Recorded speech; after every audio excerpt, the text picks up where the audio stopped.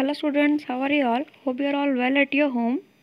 This is Apurva from MP International School of I am assistant teacher of class 5. So, as you all know that we have read chapter number 14 in previous lecture. Today we will read chapter number 15. Our chapter name is India Wins Freedom. ठीक है. So let's start the chapter. First, towards independence. So, in the previous lesson, you read till the formation of INC. जो मतलब INC कैसे बनी, ये सब हमने पढ़ा था. ठीक है, कब बनी, कैसे बनी. ठीक है, दिस लेसन कंटिन्यू. ये लेसन वही चीज़ कंटिन्यू कर रहा है और हमें बताएगा कहाँ तक. All the major events until the freedom was attained by India. First, partition of Bengal.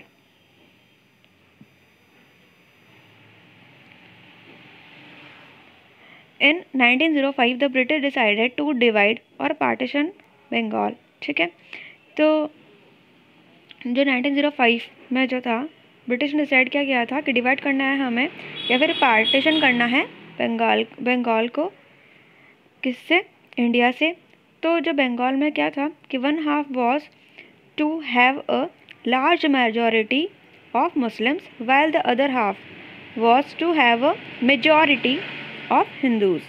तो ये मूव जो था ये एंगर था लोगों से, मतलब कि गुस्से भरा हो गया था क्योंकि उन्हें पता लग गया था कि जो ब्रिटिशर्स हैं वो ये चाहते हैं कि जो हिंदू मुस्लिम्स जो है तो इनकी यूनिटी जो है टूट जाए. ठीक है, तो उसके अगेंस्ट, इस चीज़ के अगेंस्ट प्रोटेस्ट करने के लिए कौन सी चीज़, पार्टीशन ऑफ बंगाल, जो कांग्रेस जो थी उसने लॉन्च किया स्वदेशी और बायकॉट. ठीक है, ये दो मूवमेंट जो है उन्होंने स्टार्ट किए. किसने?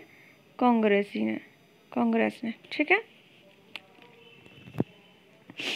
लॉन्च किए थे. तो अब जो है द स्वदेशी मूवमेंट क्या एनकरेज करता है लोगों को ये बताना है कि to use goods made in India, की क्या यूज़ करना है, सिर्फ वो वाले सामान. ठीक है, गुड्स मतलब कि वो चीज़ें या वो आइटम, वो सामान जो कि इंडिया में बने हुए हैं. At the same time people were encourage, और उसी वक्त लोगों को ये एनकरेज भी कर रहे थे कि बॉयकॉट करना है किसका? ब्रिटिश गुड्स का. द स्वदेशी and boycott movements got a massive response, बहुत बड़ा रेस्पॉन्स मिला पब्लिक से. ह्यूज बॉनफायर्स, बहुत सारी जो थे जल आग लगा दी थी किसमें? फॉरेन गुड्स में. ठीक है, बहुत सारे जो विमेन और स्टूडेंट्स थे, ठीक है, they came forward to participate in these movements. Okay, the British tried, जो ब्रिटिशर्स जो थे, ठीक है, उन्होंने ट्राई किया, अपना बेस्ट दिया टू सप्रेस दिस मूवमेंट्स, की इस मूवमेंट के अगेंस्ट जाएँ वो. ठीक है, एंड वर आलाम, और सबको ये बार बार बताया by the uproar over the partition of Bengal. They eventually decided to reunite Bengal in 1911. Okay, फिर भी क्या हुआ कि वापस से यूनाइट हो गए बंगाल में. ठीक है, 1911 में ये चीज़ हो गई. फिर उसके बाद क्या चीज़ बड़ा? Rise of revolutionaries. तो उसी वक्त during the same time Bengal witnessed the rise of revolutionaries. You have, हम लोगों ने ये पढ़ा है इसके बारे में. Method use by the moderates and radicals to make the British accept their demands, की जो ब्रिटिशर जो थे उन्होंने एक्सेप्ट कर दी थी.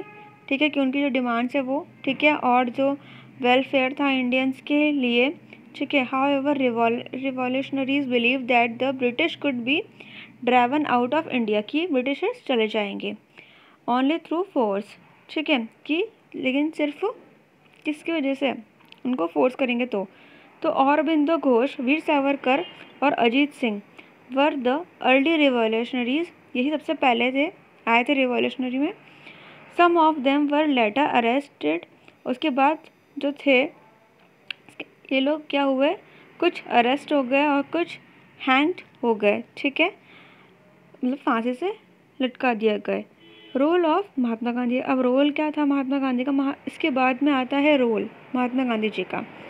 तो Mahatma Gandhi had studied law in England, उन्होंने लॉ पढ़ी कहाँ, इंग्लैंड में। Thereafter he had move to South Africa, इसके बाद वो कहाँ पे चले गए, साउथ अफ्रीका में, टू प्रैक्टिस इट।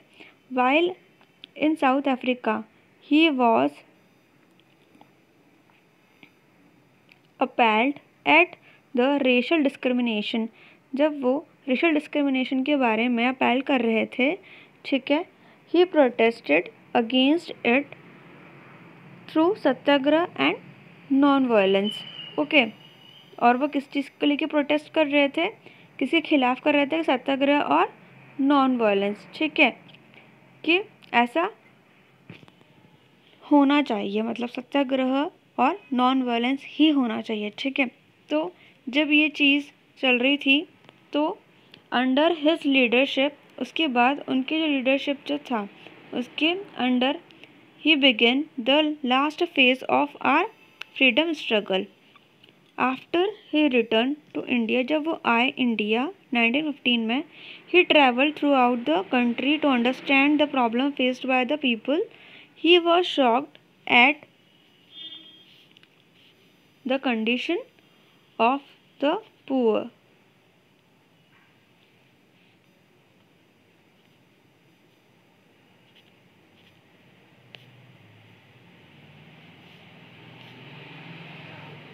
Okay.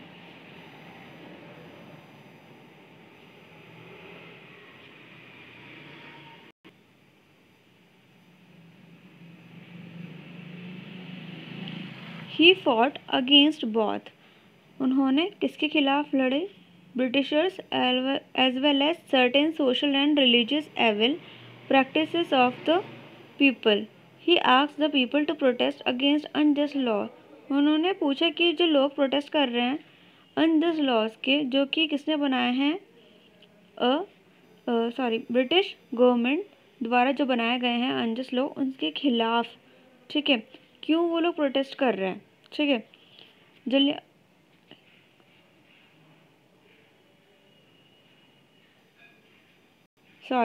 इसमें उन्होंने क्या बोला कि जो अनजस्ट लॉज हैं, जो कि किसने बनाया, ब्रिटिश गवर्नमेंट ने, ठीक है। तो उन्होंने उनसे क्या कहा कि प्रोटेस्ट करो किसके खिलाफ, अनजस्ट लॉज जो किसने बनाए हैं, ब्रिटिश गवर्नमेंट ने, ठीक है।